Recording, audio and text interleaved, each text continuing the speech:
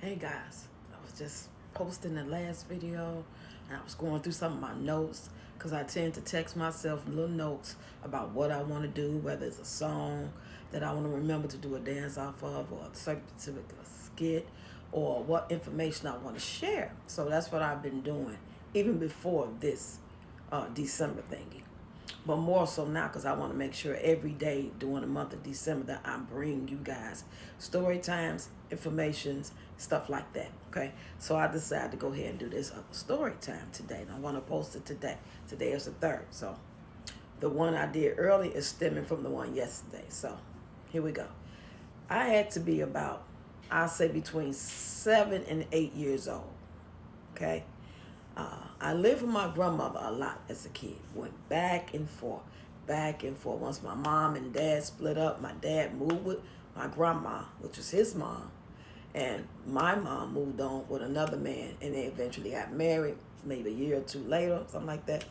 Well, it had to be more than a year. Anyway, it was a couple of years later, and I wasn't happy about it. That's another story time. So, between that but between my mom moving on with this other man and us moving with him, they got into it. So she'll leave, which means we had to go to my grandma's house because she didn't have nowhere to go with us. So sometimes she would go to a shelter, and sometimes I don't think she'd move on. So I don't know where she really went, because I know for the most part, even if she ended up going back, which I'm sure she did after a day or two, a week or whatever, and we would just stay because we was in school. So she'll have to take us from one school way over there on that side of town to another school by my grandma's house. And I remember.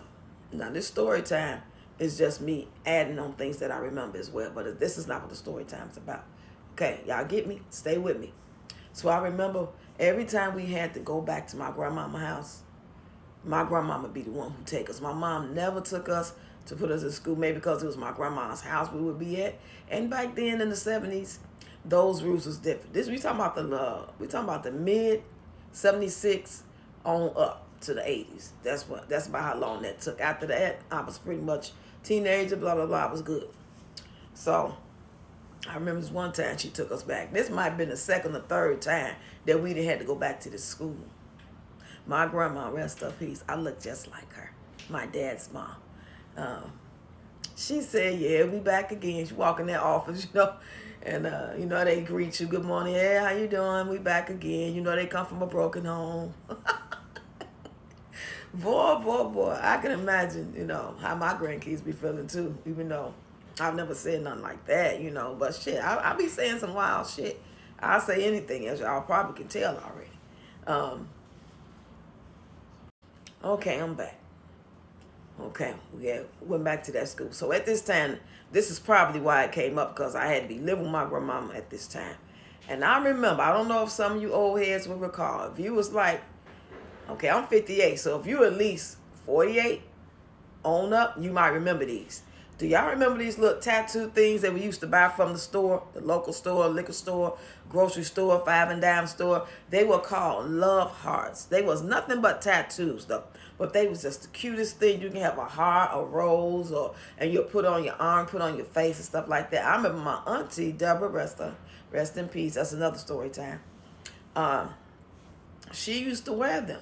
So by me seeing her and other people with them, I wanted them so bad. I don't know where I got this money from, how much money they cost or whatever. All I know is I decided I was going to go up to that store and get me some. Now, this store wasn't like, I don't know if I went to the other store that was closer first and they said they didn't have it. So I ended up just walking way further than I would at that age of between 7 and 8 years old. And it was getting dark.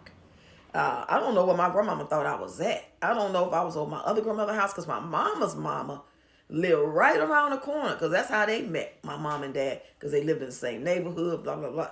So we talking about grandma lived here, dad's mom, and then you go to the corner and walk that way, one little block. That's where my mom lived. So I don't know if I was over there and I was just doing my thing and my grandma really wasn't aware at the time. But I was in the store, and after I made my purchase, I was walking out the door, and the cashier, I remember, was an older woman. She said, baby, come here.